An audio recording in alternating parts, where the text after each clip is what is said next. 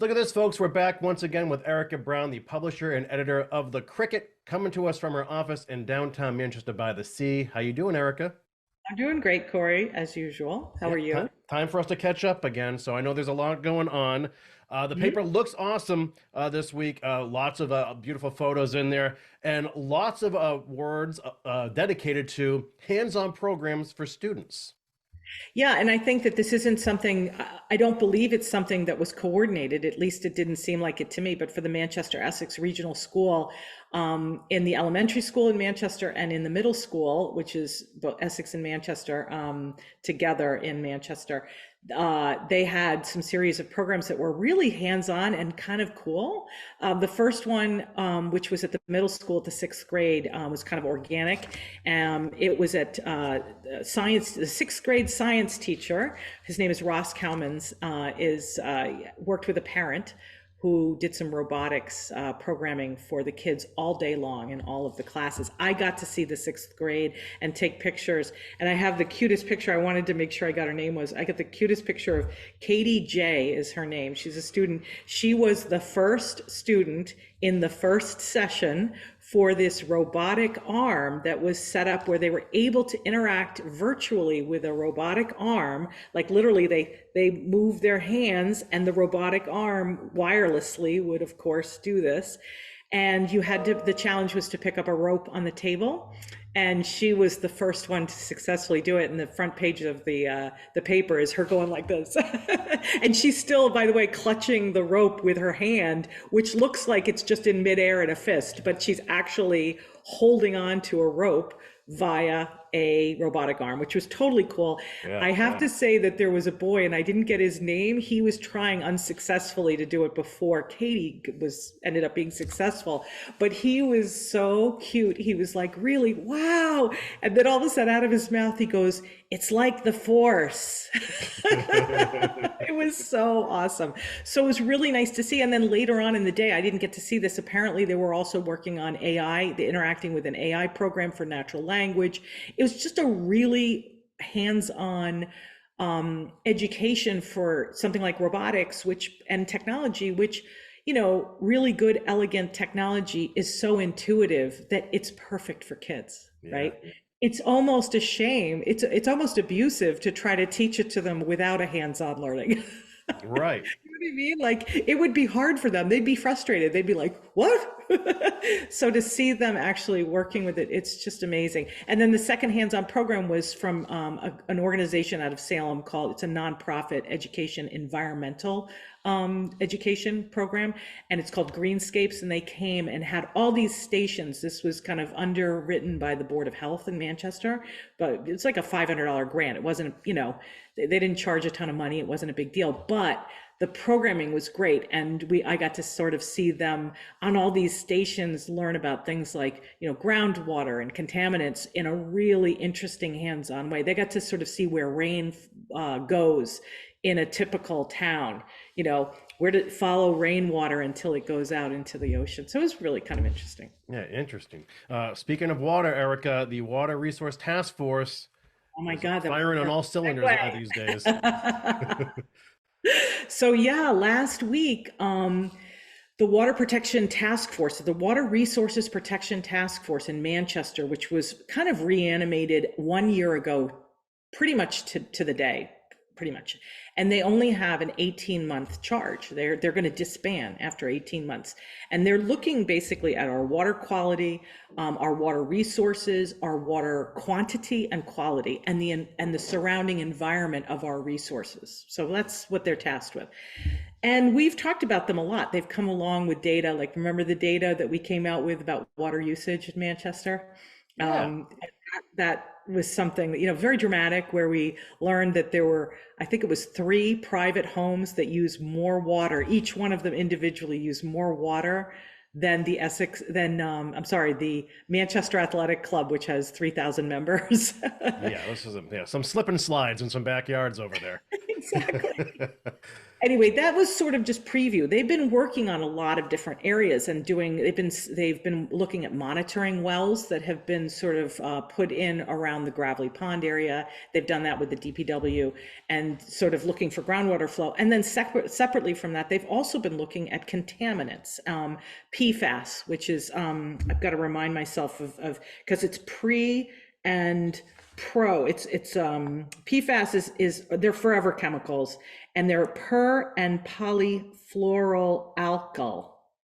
I think I got it right. PFAS. But PFAS is essentially, chemicals that don't go away. They in the water or the soil. They were created in the 1950s, and you get them in like firefighting foam and nonstick coatings in cookware and fleece. You get them in fleece or water-resistant clothing, things like that. But they end up in our water supply, and it's a big thing that people are looking for them now. Well, Manchester. First of all, I should say that the federal guidelines for PFAS is, let's just take these as numbers, 70 parts per trillion is sort of their level. That's the US EPA. Okay. Massachusetts is much more tough. They're tougher. Governor Baker put in 20 parts is acceptable. So he brought in something that was really stringent. For 6 PFAS chemicals. We've never gone over the 20, by the way, for the record, in Manchester. And there have been many municipalities that have gone over. But they're looking at that. So those are all the things they're looking at. What they came out with was our water quantity is pretty good, actually. We have a pretty good water situation in Manchester. The second thing is that our quality is pretty good too. We do not have a big screaming emergency, as I just started to indicate.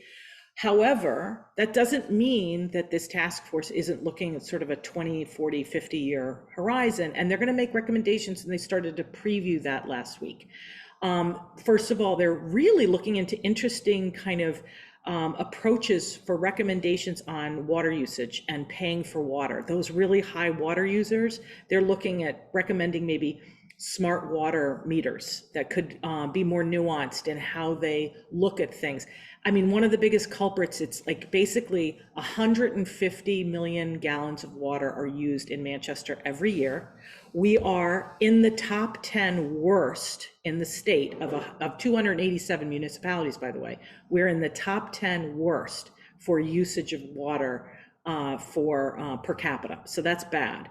And if you look at it though, 90% of the people are not the problem. It's 10% of the people in this town that's the problem. And really it's 150 or less homes, and they're private homes. And it's also related to summer irrigation. It's not slip and slides. It's close. Close. Yeah. But they're going to come into sort of a bunch of recommendations around that.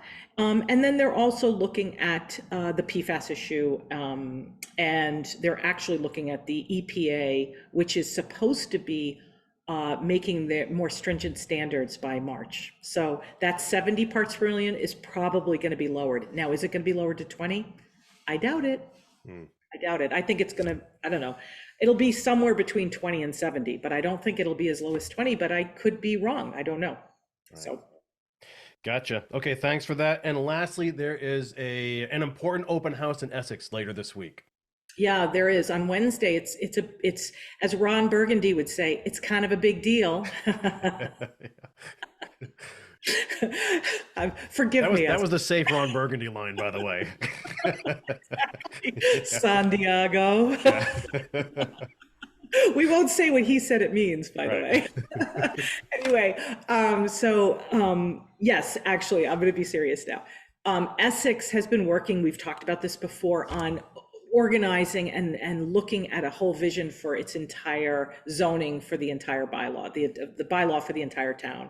And they've been working for the Metropolitan Area Planning Council, MAPC, through grants for the last year on this. And they've done studies, they've done surveys of people, they've done studies, and now they're synthesizing it all into the recommendations for where they're going to do. They're going to preview sort of where they're at a public hearing at the town hall in the 3rd floor on Wednesday night. I think it starts at 7, I believe. I hope, but please check on the website, which is essexmass.us. .org, right? .gov. But anyway, so it's going to be really good. It's a great chance for a public hearing to ask questions, to learn about what's been done so far, learn about next steps. And this is kind of the public kickoff to something that's going to probably spool out over the next, I would guess from listening to them, the next 3 or 4 town meetings. So it'll be May, it'll be next fall, it'll be the following May. Do you know what I mean? They're going to take it in these chunks and move and unroll it over time. So there you have it. That's what's going to be going on. It's really, if I were in Essex, I would be very interested in that particular hearing. Right. Yeah, very good. Okay, well said. And thanks again for your time. Join us next week. We'll be back with Erika as she talks about some interesting developments regarding cell signaling. So stay tuned for that. All right. Thanks, Erika. We'll see you next week. Bye, Kory.